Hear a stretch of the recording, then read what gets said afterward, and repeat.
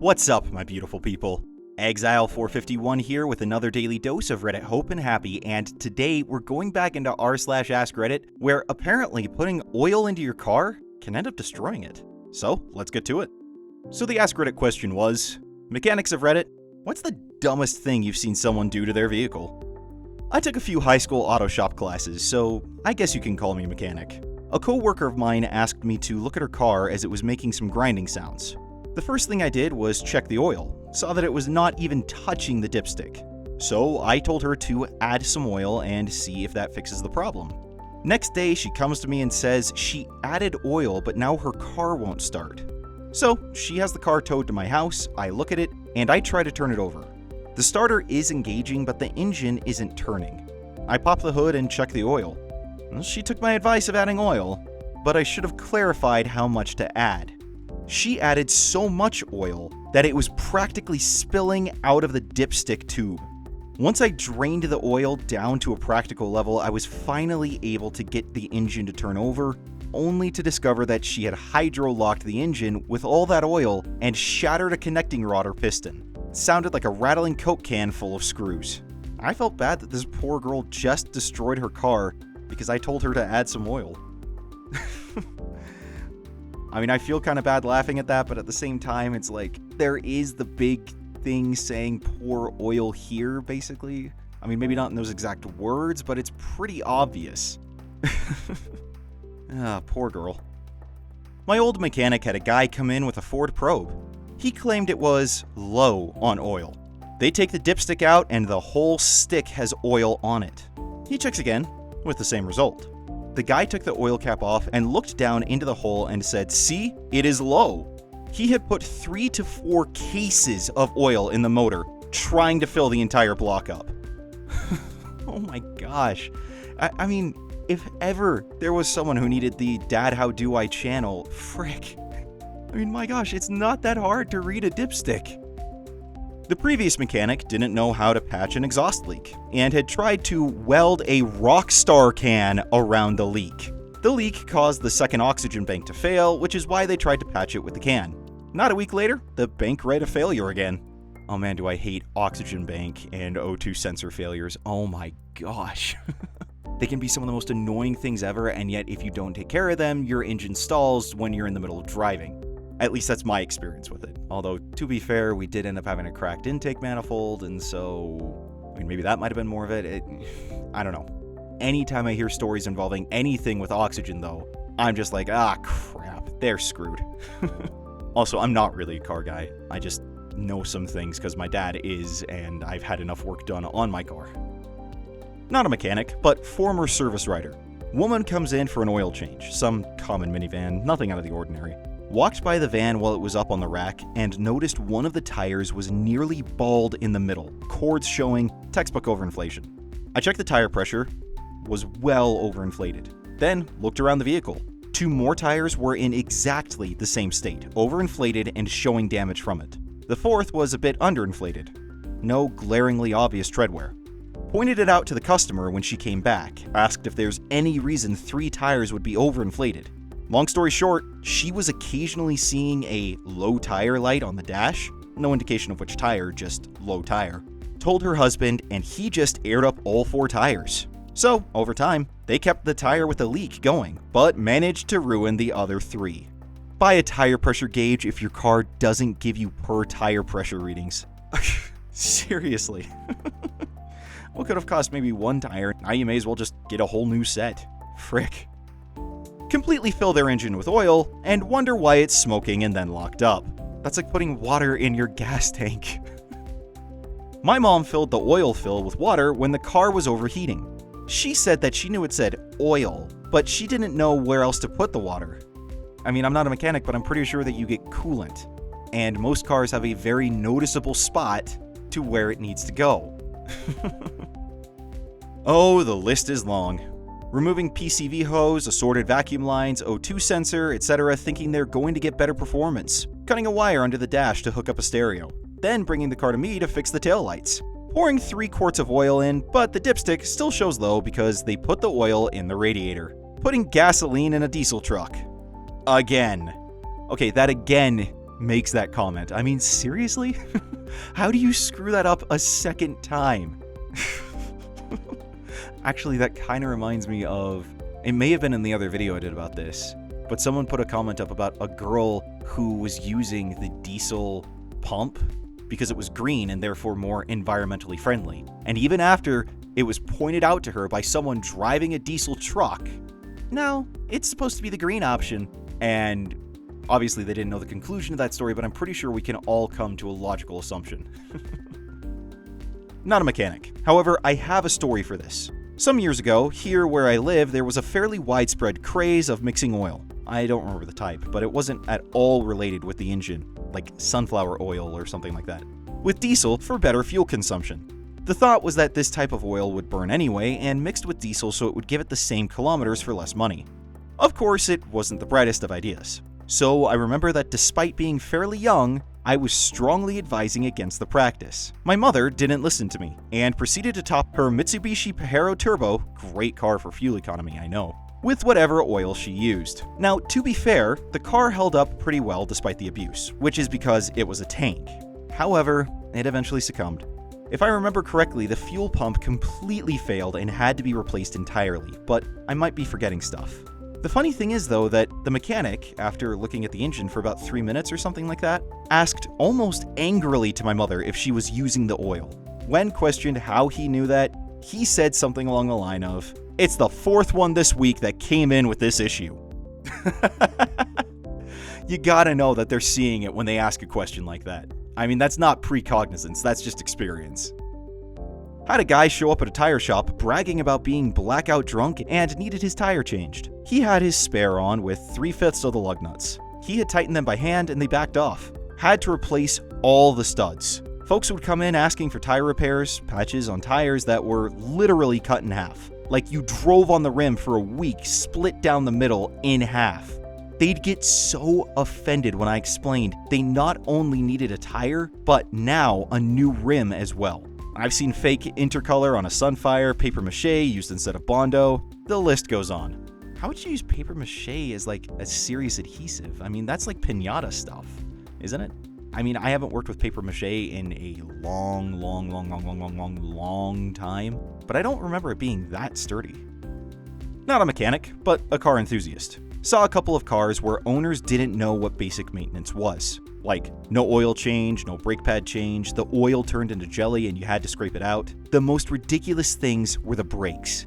My mechanic friend showed me the brakes on an elderly lady's car. The brake discs were gone, like almost completely wiped down to about 5 to 6 millimeters. She said to him, "The car feels weird while I brake." Well, no kidding. I mean, that's basically nothing on your brake pads there, frick. I had the car on a hoist at Midas for a peek at the brakes. The manager started telling me about a sports car he had in for shuttering front discs. They took off the front wheels and, to everyone's amazement, the outer disc surface was completely gone. The internal ribbing was also worn down but still attached to a thin inner disc. They immediately got the owner to come and take a look, but he refused to accept that anything serious was wrong. He was not going to pay some crooked car shop for 2 new discs when his were just fine. He insisted they reassemble everything so he could drive away. They let him go, but only after having him sign a form stating he'd been told the car was in a dangerous condition.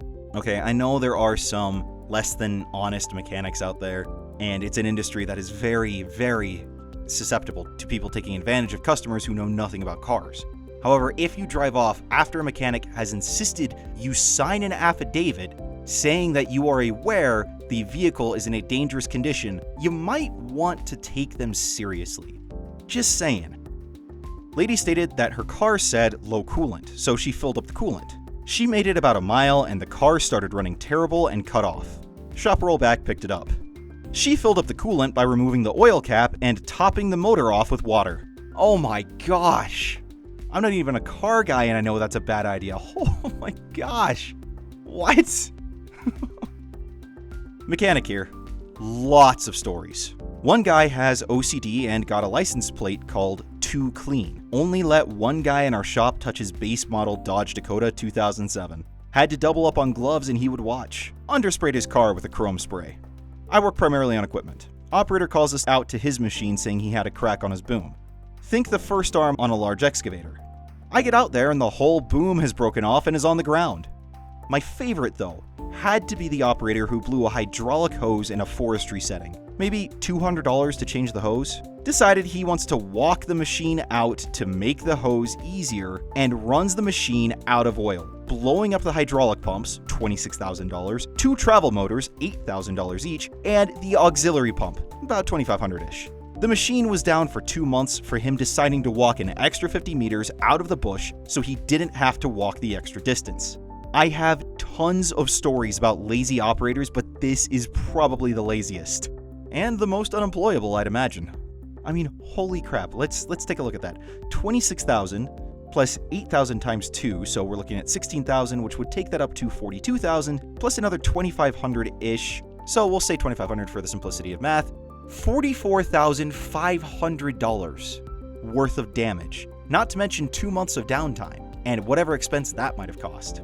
For walking an extra, I don't know, 200-ish feet? Somewhere around that range? I'm not great with quick math, but oh my gosh. Yeah, no, I'd fire that guy immediately. Guy was convinced his tires were different sizes because they rotated at different rates. Like, he jacked up each wheel and put the valve stem on the top. Went for a drive and they were not lined up anymore. I had to explain it with chalk and string in the parking lot. So, an alignment issue. At least that's what it sounds like. Still though, no, your tires aren't going to be different sizes. Unless you're like the person with the minivan who was overinflating 3 tires and not dealing with the one that actually needed it. Lady had a brand new, at the time, Subaru and was complaining about horrible gas mileage. People complain about gas mileage all the time, and it's usually because of driving habits. I get the car and it looked like she'd hit something in the road and ripped a big hole in the gas tank, and all the fuel she put in poured right out onto the pavement. It was in fact a valid poor fuel economy complaint after all. How would you not notice that though? Maybe if it's a slow drip, but if you're at a gas station and you're filling up, if it's a big enough hole, wouldn't you hear the gas trickling out? I don't know. Again, not a car guy. If someone wants to explain that to me, feel free to do so in the comments. So many people hammer on battery terminal ends. The types of terminals will have changed with modern vehicles, but people still don't understand that batteries are lead and plastic. Don't beat and hammer on that crap. You will destroy your brand new $100 plus battery.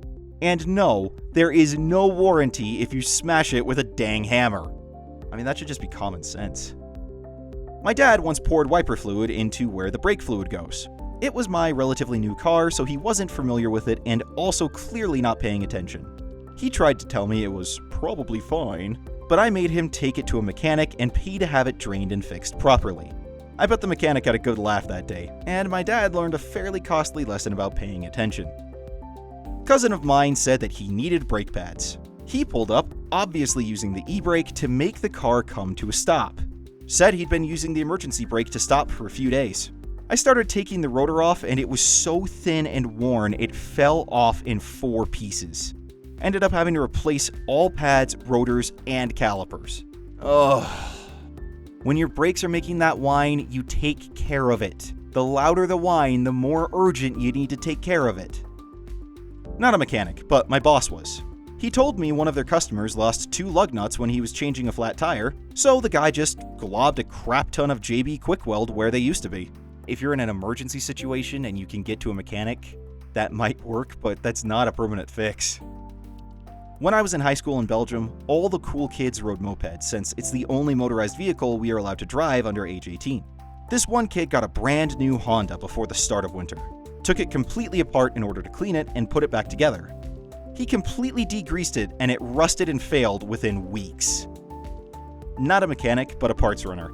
I had seen pimped up cars that should not run and others look like a manor on wheels. One of the dumbest was the classic Pimpmobile. A 2010 Jeep Cherokee neon purple, fake leopard upholstery steering wheel was supposed to look like golden chains, and the internal work made no sense. They needed brakes and wheel wells, but the mechanics working on it were laughing every time they went near it. By the end, I had to deliver brakes, wheel well, battery, axles, and an engine block. Why would you want to drive that? I just feel embarrassed. Obligatory, not a mechanic, but when my son was a toddler, we let him sit in the driver's seat whilst the car was parked. He grabbed a coin from the coffee cup holder and put it in a slot on the steering wheel where the horn button was. Every time we moved the steering wheel, the horn went off. That was a fun few days till we could get it sorted. Oh yes, I imagine it was. Actually, kind of reminds me of that Brian Regan bit about faulty wiring in the horn where it was just going off like every 8 seconds. Follow up to that one though. Reminds me when I was a kid. Me and a friend were horsing around in a car that was off. We thought it would be fun to use a paperclip in the ignition to pretend like we were going to pick a lock and start the car that way. We had no idea how to pick locks, obviously. Stupid thing got stuck in the ignition, and they, I forget whose car it was or who fixed it, had to take apart the steering column in order to get the thing out. Oh, kids. They continued to drive on the highway with a completely flat tire, sparks flying everywhere, and the car was clearly only on 3 legs. Anyways, the driver looked confused when multiple drivers from surrounding lanes were honking and pointing at their minivan. No kidding. How and why do you do that? Not to mention, how did they not get pulled over? I mean, frick. My goodness, people, take care of your cars. There's more funny and uplifting AskReddit content in the playlist link here on your left, or if you want to watch the video YouTube thinks is best for you, go ahead and hit the button on the right. Now you guys stay safe, stay healthy, stay inside if you need to. I will see you all tomorrow. Until then, I'm Exile451. Stay beautiful, people.